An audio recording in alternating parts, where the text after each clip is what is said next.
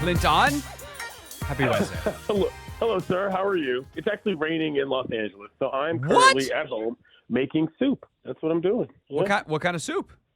So right now, I threw some ginger, some garlic, and some turkey necks in my chicken bouillon, and then I'm going to add a little rosemary to it later and add some other vegetables and make, some chicken soup for the soul, buddy. Yeah, chicken soup for the soul. That is, I think, the name of a book that did Yeah. very well in the early 2000s. It might be older than that, but Maybe 90s, yeah. Yeah, I think it might be. That book was around when I was a kid, so at least I believe it was. So yeah, no, I'm just kind of freestyling it. Went to the grocery store this morning. I said turkey necks. I like those, so I threw them in the soup. There you go. So it's really poultry soup. Correct. For Yeah. the soul. Right. For the soul. All right. So your colleague at Anscape, Martenzie Johnson, wrote a piece. What Black DC stands to lose with the Wizards' move to Virginia. He did this crazy thing, Clinton, called reporting. He went out to Capital One Arena. He talked to a bunch of folks, specifically black folks around Capital One Arena, because we've talked kind of theoretically, hypothetically, about the loss of the Wizards for the city that is called Chocolate City. But he went out and actually talked to people who go to the games. I know you talked to him about this piece and obviously read it. What did you make of the piece and, anything else you want to add about the context of it? This is obviously very near and dear to my heart as somebody that was born and raised in D.C., somebody that went to games at the Capitol Center, Hoyas games, Capitals games, Bullets games. They, of course, never played there as the Wizards. Somebody who went to games at what was then MCI Center and sort of grew up with that building and eventually became a season ticket holder at one point. So it is very personal to me. And I think one of the things that a lot of people don't understand about the larger context of this, which Tinsy touched on a bit, which is how much are y'all going to take from black folks in D.C.? Like, just on a basic level, like, how do you justify that in your mind if you're a franchise? And I'm not going to get after Theodore specifically because I've done enough of that. But even if he wasn't the owner, if you're a franchise that claims to be about community, I think there's a larger question of just, okay, we understand in the business world of America, you've got a right to ply your wares wherever you like. But why would you really want to do this outside of greed? All of these conversations about, it's unsafe downtown and, the city screwed this up and this, that, and the third, it just feels like a sellout move on a lot of levels to just move to a place that people don't even really already congregate.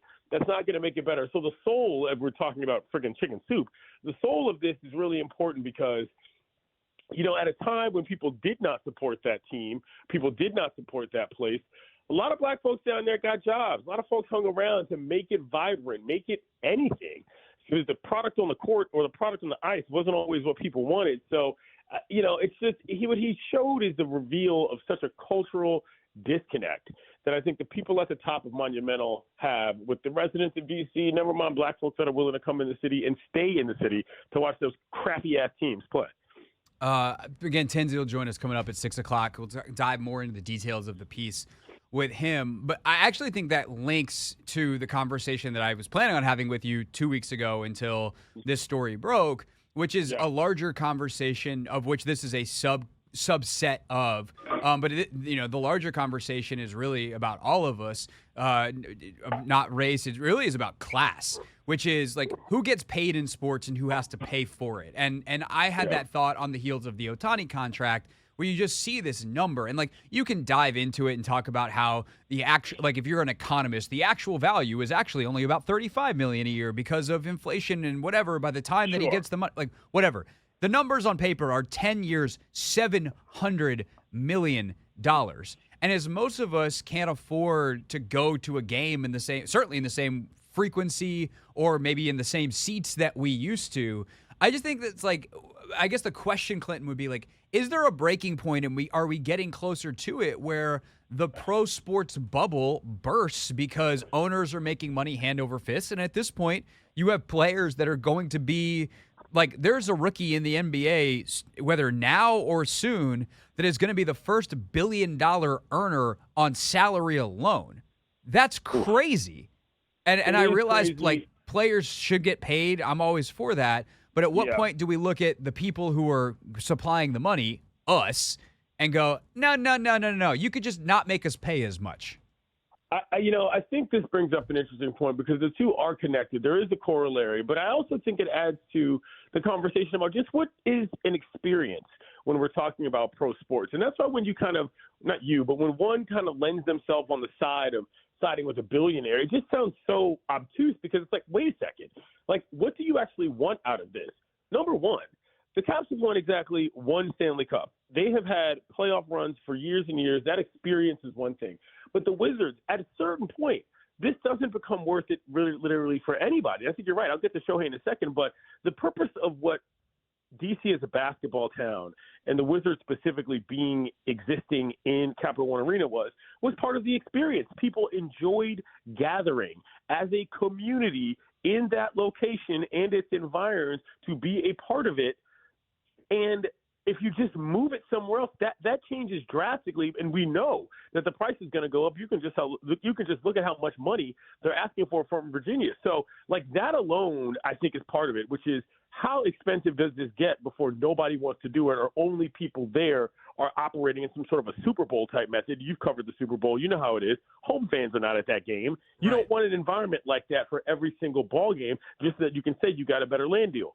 As it relates to Ohtani, baseball is a little different because, number one, there's more games by a lot. And so, what the fan experience is something slightly different. But I do think you're right. I feel that, listen, if it's going to cost $20 more, across the board for every person to go into Dodger Stadium and see Ohtani next year, that is going to price a lot of people out. And for a fan base like this one in Los Angeles that is primarily Mexican, look, that doesn't exactly bode well either. People like rooting for front runners. People like having top dollar talent on their team. But I think you're onto something there, Craig. I don't know what that point is where all of a sudden everybody says, well, heck, if they're making all this money off of TV revenue, I'll just stay my butt home and watch it on TV because my $500 is better spent on a flat screen than it is spent buying things down at the arena that nobody wants to go to anyway, And so I do think that the price is one thing, but again, I just feel that these owners are so disconnected from what the actual experiences of being at a ball game. It's not priceless. It has a cost. It's America in 2023, soon to be 2024. And you look around and you just say, literally, that old joke, in this economy? Absolutely not. Right. And the thing is, and Clinton Yates, of course, commentator, ESPN, also writer for Anscape and ESPN.com, is with us, and also now the host of ESPN Daily most days. So you can check out ESPN Daily, daily.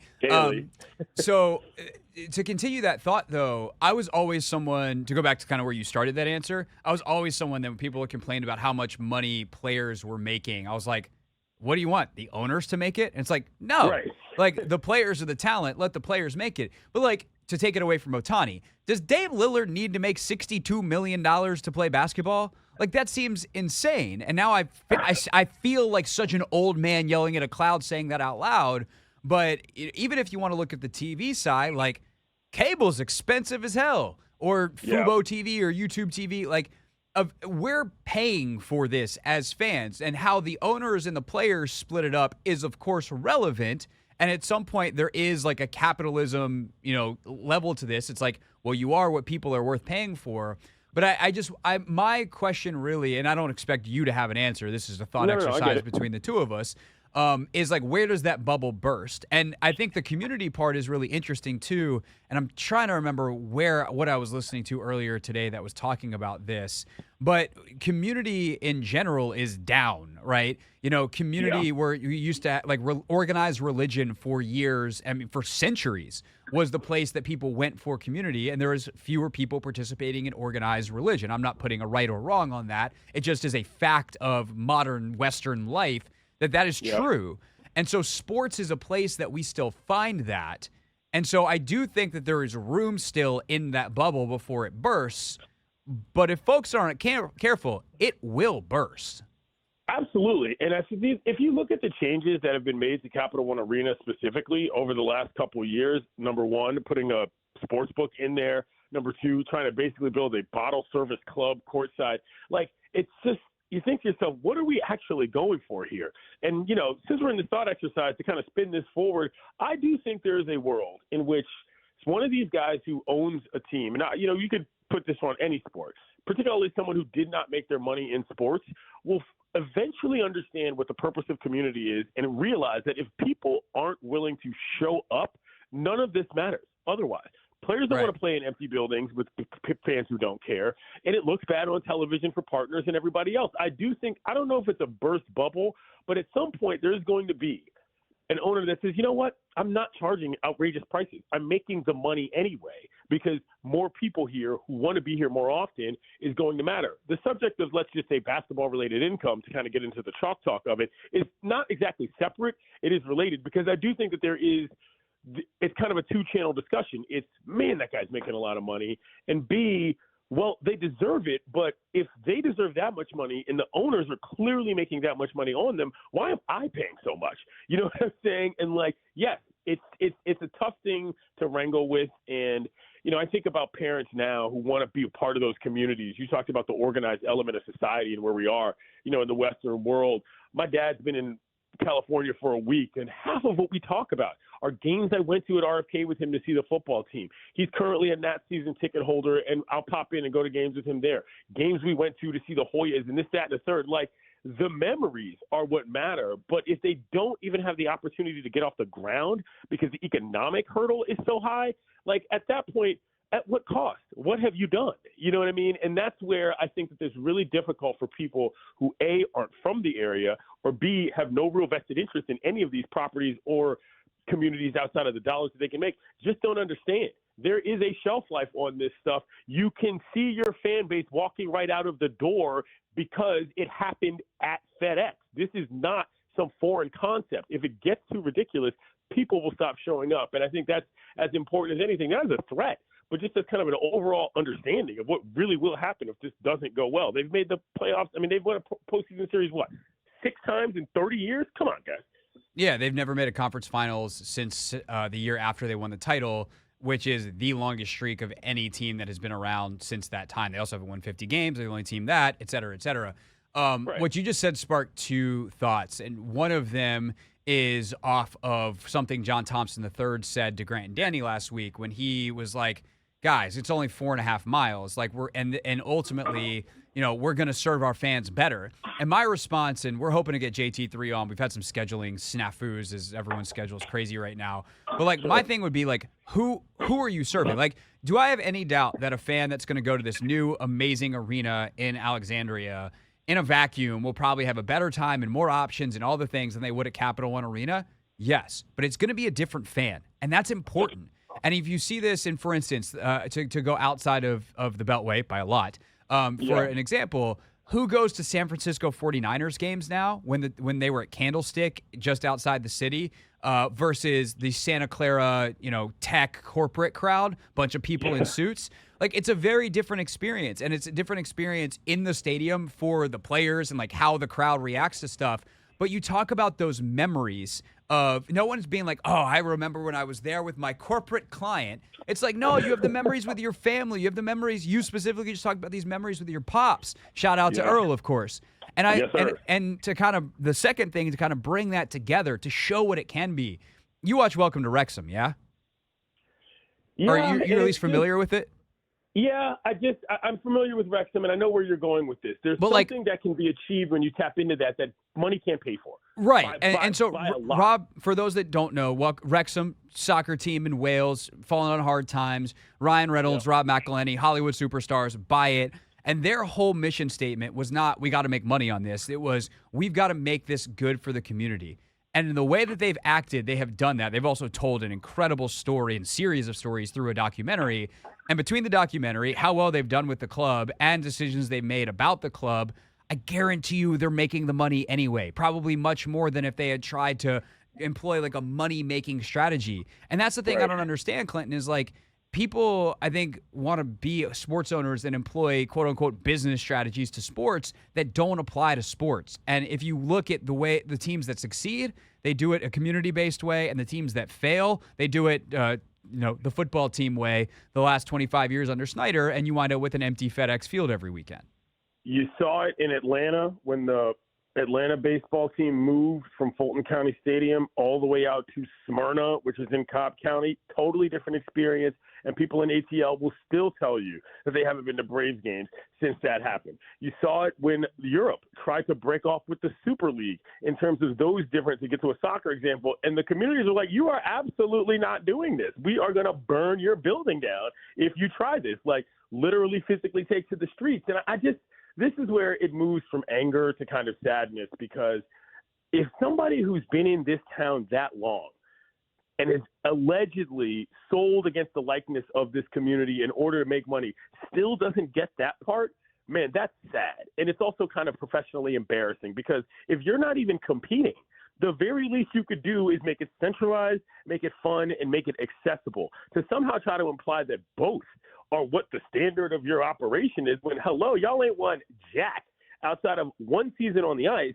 Like, I'm sorry, do you think people are stupid? This is the capital of the United States of America, buddy. People understand what the value of a dollar is almost better than anywhere else in the country, because the folks who make those decisions are right there. And so I just, like, it's odious in a way that is not just to my personal sensibilities as a DC native. It just feels so nakedly incorrect and greedy that you're just kind of like, dude, do you have any idea what's going on in the world right now? Because this is flatly a bad look, never mind a bad decision. Yeah. Last thing for you real quick on the way out, on that line, again, Clinton Yates, ESPN, with us. Like, if this happens in Milwaukee, if this happens in Atlanta, Detroit, do you think it's the same as it is here because of exactly what you just said? Like, people in DC, because of the intelligence of people here, let's toot our own horns. This is like the smartest metro area in maybe the world, certainly in the country, with all due respect to many other highly educated places.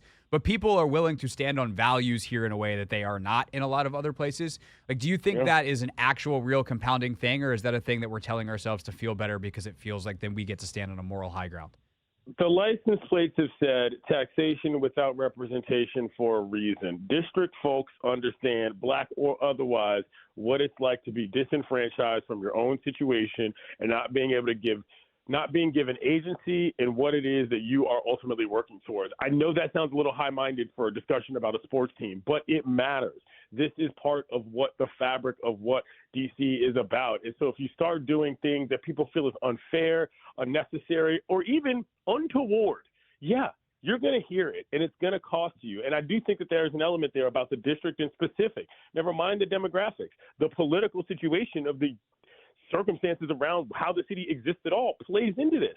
Things people know. Things people who attended, Georgetown University, which, by the by, just got paying a bunch of families off for the parents who they never paid, who were indentured slaves. Like, if you go to Georgetown, you should know this. You should have a much better understanding of this as an institute of higher learning, never mind a person in America. And it's just kind of sad to think that somebody who allegedly claimed to be such a large part of what the district was trying to do seems so openly and willing to gut what it is that he built and that other people have built around him for the sake of just goodwill. Clinton Yates, ESPN. Catch him on ESPN Daily. What was the topic today? Topic today was part 2 of Brittany Griner's return from Russia. I sat down with TJ Quinn to have a 2-part discussion. It's the year anniversary around this month. It was about 2 weeks ago last year. Yeah, TJ did a huge piece on it. Yeah, exactly. He revealed some new details about exactly what happened in terms of the actual human exchange of people that had to go down, and her time in a literal prison camp in Russia. Pretty wild stuff. Yeah, no doubt. So if you want more on that, and of course the biggest stories in sports daily, Clinton's got them on ESPN Daily, wherever you get your podcasts, and of course read his work at ESPN. And occasionally, if you watch television, he'll show up in a box talking to Tony Reali and 3 other people. Correct. It's a little show that's been around for 5 seconds called Around the Horn. Maybe it'll succeed if it gives you a little bit more time. Go check on your soup. I will. All right. Happy Kwanzaa, Aunt. Happy Kwanzaa, man. Had to make sure Ant's awake over there. All right, see you, Clinton. Bye. I'll talk to you later. See. That is Clinton Yates, everybody, with us here on the Hoffman Show. That sports bubble conversation is one that I would like to continue to have it's not going to happen in the next 2 weeks, It's going to be something that's gradual over time. Like, I don't think there's going to be a housing bubble situation where like it literally pops and then all of a sudden the entire sports infrastructure world like crashes. But like maybe like an Eben Novy-Williams, our guy from Sportico, would be a good guest on that. I think getting Andy Zimbalist, the economist we had last week, back on the show, he could be an interesting person. I don't know who the right person is, because in many ways, and like I honestly, it's something that I would just love to like dedicate a show to sometime in the off season and be like, we're gonna take calls on this, we're gonna have expert guests, we're gonna have conversations amongst ourselves, bring in other hosts, things like that. Someone like Sheehan, I think, would be pretty fascinating. Someone who's gone to so many games, whether it's Terps games, Wizards games, Washington football games over the years. Like, Grant would be really fascinating. Grant's someone who's been a fan of these teams forever and goes to games and is going to games with an expanded family now. Like, what's it like going with a family? He had 3, now he's got a family of 4. I think he's just had another one. So, when you got multiple kids, like that hypothetical, what does it cost to go to a game for a family of 4? I would like to know and how that's evolved over the course of years. And at what point do people just go, like, I'm out on this? And this is the thing that, like, Leonsis needs to understand. And if I was advising him, I'd be like, yo, Ted, listen to me on this. Every piece of friction you add for people going to games, and for basically everyone who doesn't live in Alexandria, it got harder to go to games, unless you live south of Alexandria, right? So if you're in Fredericksburg or you're like way south, not the base of the Wizards fan base by any stretch, yes, it is easier for you to go to games starting in 2028, presuming this all gets to the finish line. But if you live on the I-66 corridor, it ain't that much easier to get to Alexandria, if it's even easier at all, than it is to get to D.C. As someone who used to live in Reston, the 267 corridor, I don't think it's easier to get to Alexandria. I hate crossing that bridge. And I'd rather just, at that point, go into D.C. And maybe it's a little easier depending on the day, but I don't know. With game traffic, that's going to be a nightmare. Obviously, everyone in Maryland, everyone in D.C., it's way harder. Anyone who's trying to get there on public transportation, you've added layers and barriers for people to get there. And they are thus less likely to actually make the effort to get there. And that seems like a really relevant piece of information versus just, we got a bunch of money from Virginia and we got a bunch of space out here. It's like, okay, for what? Because eventually you're going to have to make that stuff, because they got a bunch of money, but they didn't get all of it. You got to make it back. And also, people in Virginia are going to want you to make it back. There was Clinton sent me this. I forgot to bring it up with him, but on the Virginia side of this, there was a state legislator who tweeted the other day that was basically like, if you think I'm gonna approve more money for an arena in Northern Virginia before toll relief and schools in Hampton Roads, that where she is representing down in the 757, you must think I have dumbass written on my forehead. I don't think the state legislator has dumbass written on her forehead, and I think that she probably has a lot of colleagues who feel the same way.